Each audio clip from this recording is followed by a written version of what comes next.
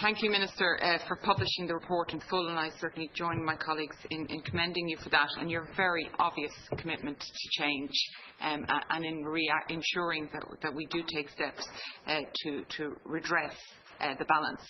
I spent the night actually reading the report, and the last time I spent the night reading a book was the last book in the Harry Potter series when it came out at 12 midnight, and I queued with my niece and I bought it, and we sat on the sofa and spent the night reading it. The children in this report don't have those magic family moments of that, and that for me was just as I was through the night reading each of the case studies that were in it, it really hit home for me. And this morning on the news, David Davenport said the report will give many TDs grey hairs and sleepless nights. Unfortunately, he was talking about the Constituency Commission report and not the Child Debt Report, which I think is an essential reading for every TD and Senator. That's the report that should be giving sleepless nights and grey hairs. And as the rain poured through the night, I do think of the homeless children and the services that are now and the urgency that we need to apply for action. And I would like to give more commentary, but I want to move to what I believe needs to be done. But I do want to echo in commending the report authors and the teams, Dr. Jeffrey Shannon and Nora Gibbons. They've really given us an insight and evidence. Some of aspects that came out in the Ryan report and the Ryan report implementation plan, but now we're getting further depth into it. So when I look at it, and I welcome, Minister, that you have announced today that you will be bringing forward an implementation programme which will go to a Cabinet Committee on a quarterly basis. I believe there's a role for this committee in that and having a look at its implementation and tracking and progressing.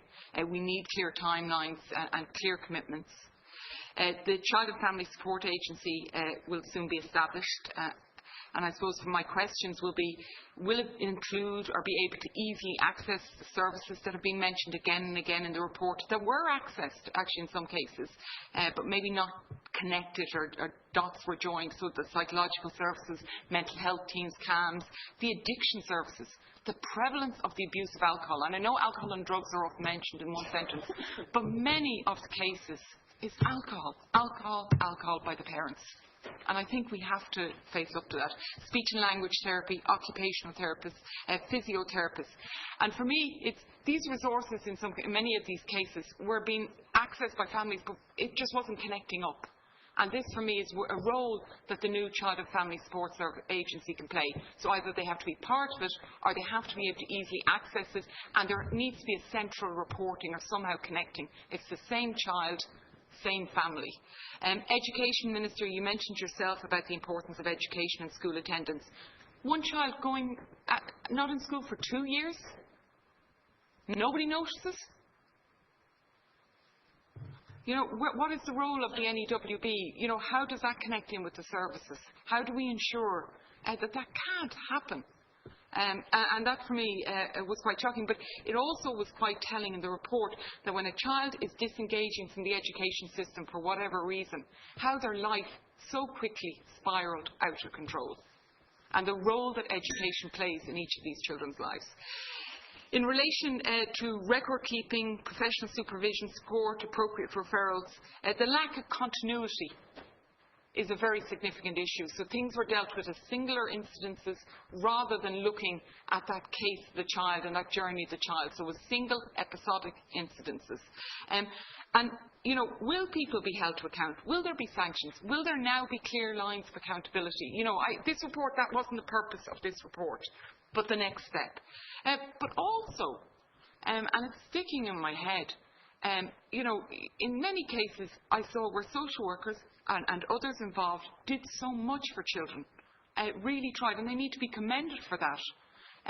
Right to the last gasp of the child, or actually even more sad, fighting the system to pay for funeral costs. I was so shocked. Surely you don't have to fight a system to pay for a funeral cost. I do think there has to be much more accountability, much more transparency. The provision of nationwide after-out services has been echoed by my colleagues and by yourself, Minister, that if a child, a family is in crisis, the services need to be there, but then the information systems need to be there and connecting in, that it's not just each case dealt with as a single episode. Minister, I very much welcome your commitment to engage with the Minister for Justice and with the court services on the in-camera rule. I think it's long overdue. It's something that must happen. We've heard it again and again, like many aspects in the report. I really welcome your commitment this morning, Minister, to say you will create a child debt review unit. I agree with you. I think the panel that has been working, fair. But actually, in May 2010, when it set up, in my previous role in Children's Rights Alliance, I spoke out that it wasn't the right way to do it. It should be independent. It should be transparent. It should be accountable. Whatever the perception could be from the outside, you need to have. And actually, the report being done by Jeffrey Shannon and Nora Gibbons is a vindication of what type of unit should be set up. So for me, I welcome that. I think there's a role for this committee in looking at those reports that will come from that child debt review unit, and I would ask you to look at that. With regard to legislative changes, in the report it clearly says in relation to the supervision orders and the need to amend the Child Care Act of 1991 and aftercare, and Minister, you've committed this morning. I think there are things that we should be able to bring through quite reasonably quickly, so I'd ask you to look to see, can we speed up some of that and just have it in place so those tools are there for the services, and in relation to aftercare, which my colleagues have very much elaborated on. And then finally, Minister, the issue of early intervention. It comes up and again throughout the report, and I think that's the importance of the new agency being there for all children, not just a poor sibling of the HSE now that will not be fully resourced and will get the leftovers and second-hand stuff. Like, it really has to be resourced properly so that we can intervene earlier. It is there for all children. And for me, the constitutional referendum, for me, this report reinforces, and actually the authors in two places in the report reference it, of the need to have the referendum. The state needs to be able to respond earlier, proportionately and decisively. And it is, hopefully in most cases, about working to keep families together. But obviously then when a child is at risk, that the child will be helped. And I do welcome the announcement by the Taoiseach this morning, the Dáil, that the referendum will take place in the autumn as a standalone referendum, and I welcome that announcement. But coming back to the implementation programme, there needs to be clear timelines, clear commitments. We're all on the same side on this issue. We want to work together. I think it's a damning indictment for us as a society, this report, that we've all been living in society while these children have been so failed by us.